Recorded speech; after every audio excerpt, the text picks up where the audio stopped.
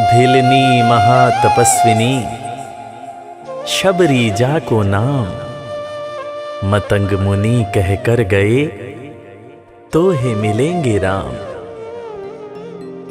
सोने की चिड़िया मां भारती और सत्य सनातन धर्म के सबसे आदर्श पुरुष मर्यादा पुरुषोत्तम भगवान राम, जो वर्षों की तपस्या के बाद ऋषि मुनियों को भी नहीं मिलते, मगर एक भीलनी शबरी के घर स्वयं चल के आके न सिर्फ दर्शन देते हैं बल्कि उस भीलनी के जूठे बेर भी खाते हैं। और बाबा तुलसी ने क्या खूब कहा है कि प्रबल प्रेम के पाले पड़कर प्रभु का नियम बदलते देखा, अपना मान भले टल जाए भक्त का मान न टलते देखा। भाव नहीं तो कुछ भी नहीं है, लाख करो गुणगान, भाव के भूखे हैं भगवान, भाव के भूखे हैं भगवान।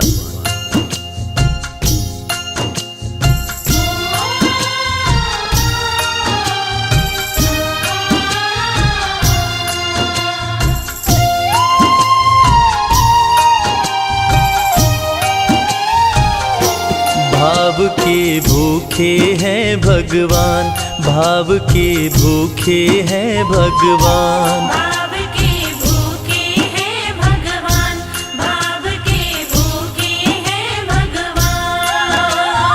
भाव नहीं तो कुछ भी नहीं है, भाव नहीं तो कुछ भी नहीं है, लाख करो गुणगान। भाव के भूखे हैं भगवान, भाव के भूखे हैं भगवान। भाव के भूखे हैं भगवान, भाव के भूखे हैं भगवान।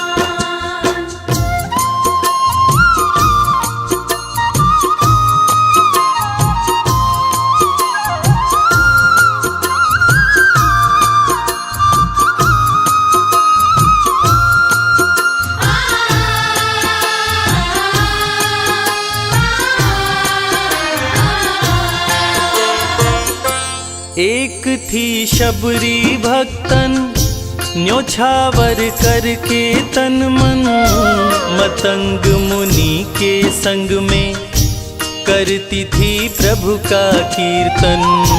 मतंग मुनि के संग में करती थी प्रभु का कीर्तन। बागों से चुन चुन लाती, प्रभु को फूल चढ़ाती, गंगा के पावन जल से रोज स्नान कराती। गंगा के पावन जल से रोज स्नान कराती। चरण धो के श्री राम का करती, चरण धो के श्री राम का करती, चरणामृत का पान। भाव के भूखे हैं भगवान, भाव के भूखे हैं भगवान। भाव के भूखे हैं भगवान, भाव के भूखे हैं भगवान।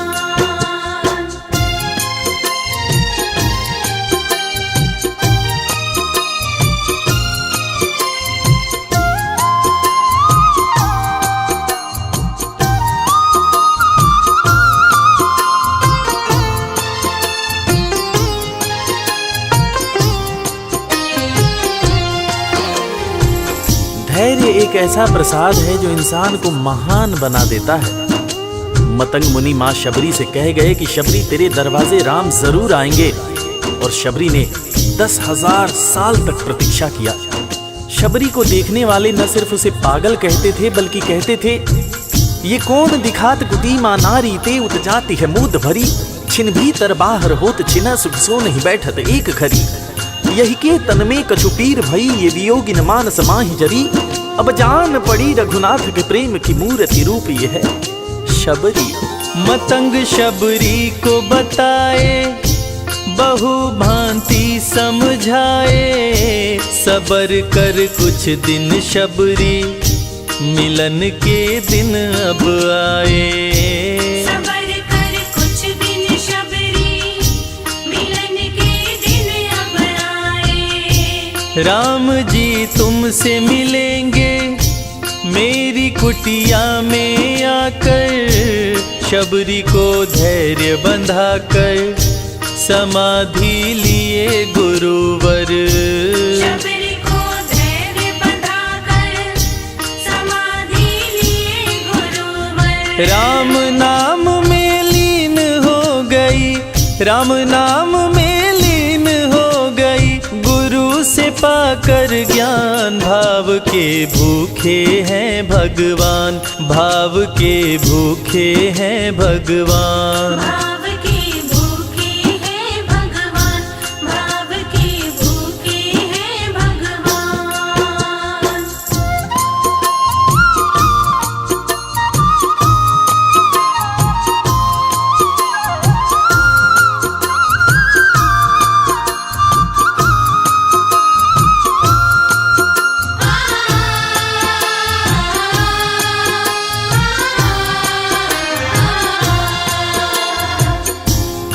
माँ शबरी के गुरु महामुनि मतंग जब अपने नश्वर शरीर का त्याग कर रहे थे, तब माँ शबरी ने उनसे पूछा, हे गुरुवर, मुझे मेरे राम कहाँ मिलेंगे? इस पर महामुनि मतंग ने शबरी को जवाब दिया कि शबरी, अरे दुनिया राम को ढूंढती है, मगर तू तो ऐसी खुशनसीब है कि तेरे दरवाजे राम स्वयं चलकर आएंगे। माँ शबरी को अपने गुरु की बातों पर अटूट विश्वास हो गया। माँ शबरी हर रोज राहों पर फूल बिछाती थी, चुन चुन कर मीठे बेर चख चख कर इकट्ठा करती थी, ताकि मेरे प्रभु श्री राम जब आएंगे तो बड़े प्यार से इसका भोग लगाएंगे। राहों पर फूल भी बड़ी सावधानी से शबरी माँ बिछाती थी। शबरी माँ सोचती थी कि मेरे गुरुवर कह के गए हैं कि मेरे घर मेरे राम जरूर आएंगे। शबरी माँ राहों पर दूर दूर तक फूल बिछाती कि प्रभु श्री राम के पैर में कहीं कोई कांटा न चुभ जाए। राह पे फूल बिछाती, वो मीठे बेर को लाती, मेरे प्रभु राम आएंगे, नैनों में सपने सजाती। मेरे प्रभु राम आएंगे, नैनों में सपने सजाती। राम से प्रीत लगा के वो निश दिन राम पुकारे, उमरिया बीती जाए रे कि अखियां पंथ निहारे। उमरिया बीती जाए रे कि अखियां पंथ निहारे। जर्जर हो गई काया फिर भी, जर्जर हो गई काया फिर भी, बसे राम में प्राण। भाव के भूखे हैं भगवान, भाव के भूखे हैं भगवान। भाव के भूखे हैं भगवान, भाव के भूखे हैं भगवान।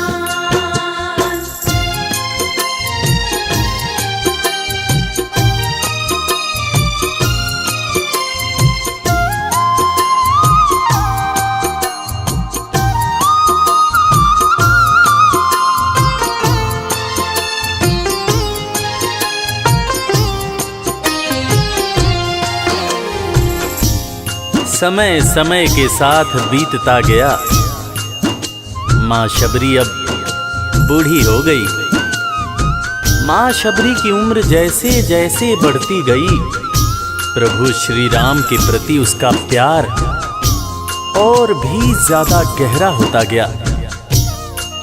माँ शबरी जो इस जन्म में तो भीलनी हुई थी, मगर अपने पूर्व जन्म में वो एक बहुत बड़े राजा की रानी थी।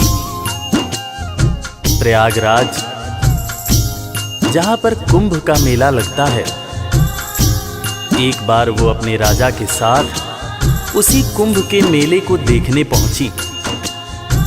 अपने पूर्व जन्म में भी मां शबरी को प्रभु श्री राम से उतना ही ज्यादा प्यार था।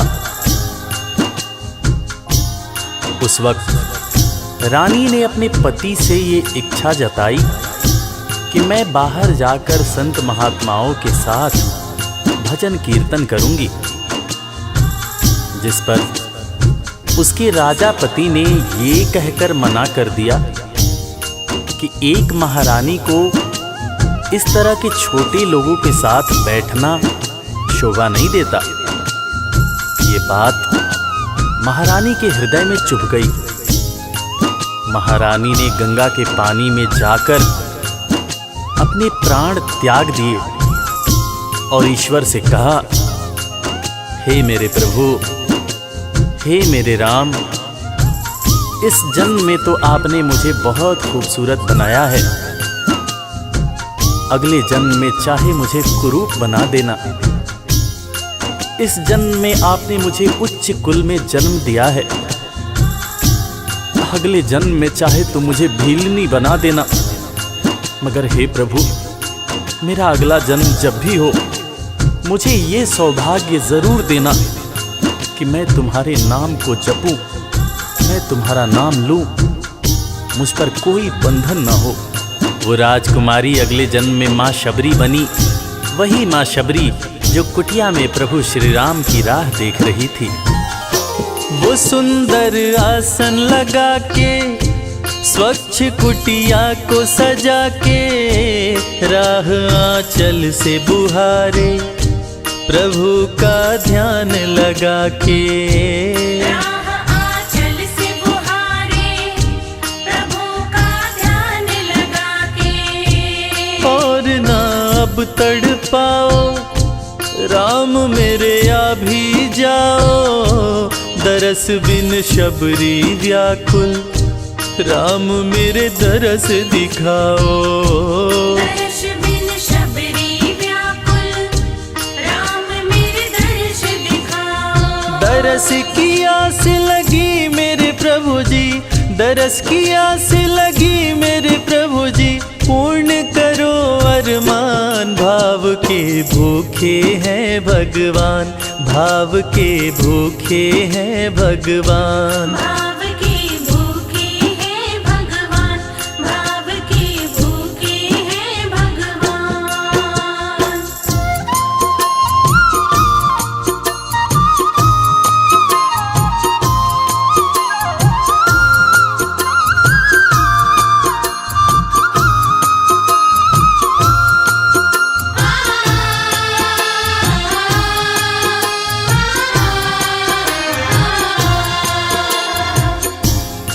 अजगर करे न चाकरी, पंछी करे न काम, दास मलूका कह गए सबके दाता राम।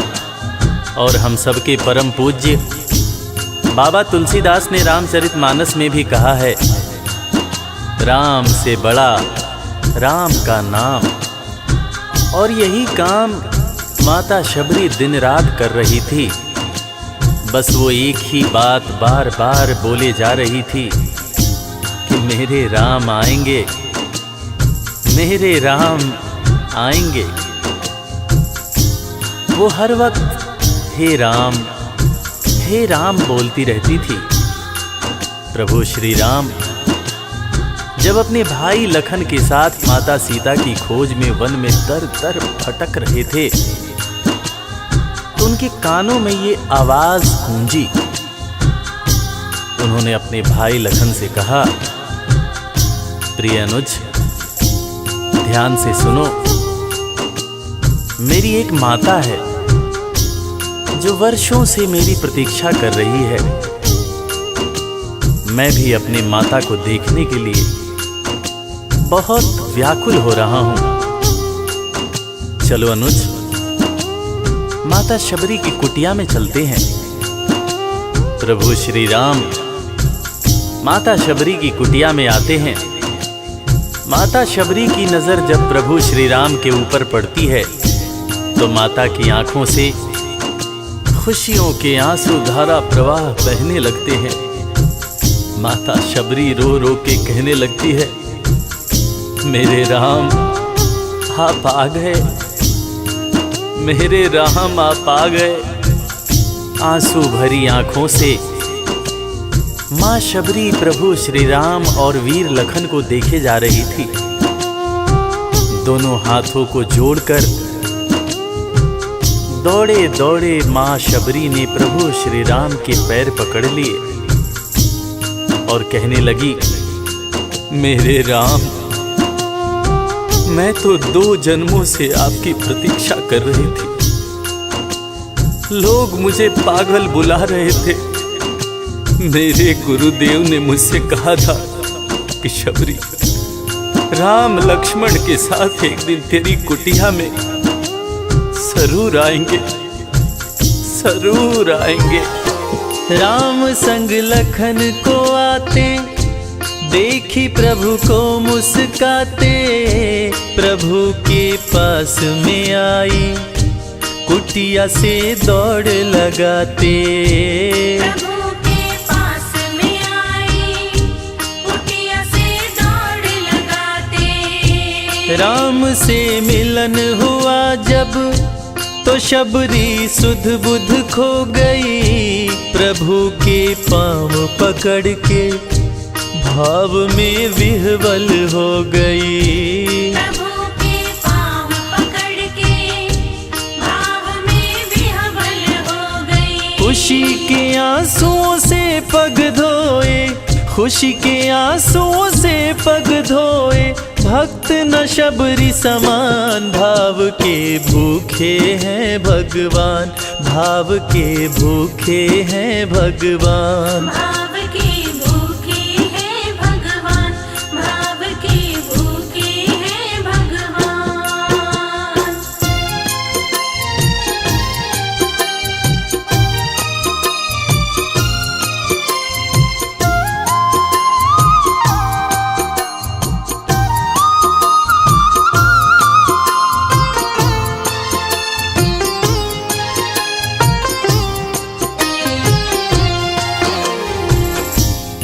मित्रों, मैं रविराज आप सबको आज एक बात बताना चाहूँगा। वो बात जो मुझे मेरे गुरुदेव फरीद हसन खान साहब ने बताई है। और वो बात ये है कि ईश्वर को हमारी ज़रूरत नहीं है, हमें ईश्वर की ज़रूरत है। ईश्वर हमारे बिना भी पूर्ण है, मगर हम ईश्वर के बिना हमेशा ही अपूर्ण हैं। हम पैदा तो इंसान के रूप में होते हैं, मगर अंत में हमें उसी परमात्मा के पास जाना होता है। इसलिए हमें जीवन में हर वो कार्य करना चाहिए जो ईश्वर को पसंद हो। और ईश्वर को सिर्फ यही पसंद है कि हम नेक दिल बने, दयालु बने और सदैव ही अच्छाई के मार्ग पर चलें, चाहे कितनी भी कठिनाई क्यों न हो। और हमेशा अपने परमात्मा को याद करते रहें, चाहे ईश्वर के रूप में, चाहे अल्लाह के रूप में, गुरु नानक देव जी के रूप में, चाहे ईसा मसीह के रूप में। जो भी इंसान ईश्वर को याद रखता है वो कभी जीवन में किसी का बुरा नहीं कर सकता। बुरा करना तो दूर की बात है, वो किसी का बुरा सोच भी नहीं सकता है। उसका मन हमेशा साफ और शांत रहता है। मन हो गर निर्मल संजय, प्रभु जी दौड़े आते, प्रसाद की बात करें क्या, वो जूठे बेर भी खाते। प्रसाद की बात करें क्या, वो झूठे बेर भी खाते। बात है सच्ची लेकिन हम सब, बात है सच्ची लेकिन हम सब इससे हैं अनजान। भाव के भूखे हैं भगवान, भाव के भूखे हैं भगवान। भाव के भूखे हैं भगवान, भाव के भूखे हैं भगवान। भाव नहीं तो कुछ भी नहीं है, लाख करो गुणगान। भाव के भूखे हैं भगवान। भाव के भूखे हैं भगवान, भाव के भूखे। इस कथा के लेखक पंडित संजय तिवारी जी, साउंड इंजीनियर श्री कैलाश डंडरियाल जी, मैक्स स्टूडियो दिल्ली। संगीतकार लवली शर्मा। मैं आपका अपना रविराज और वीर म्यूजिक परिवार की तरफ से आप सभी को कोटि कोटि प्रणाम करता हूँ। किसी भी त्रुटि के लिए हम क्षमा प्रार्थी हैं।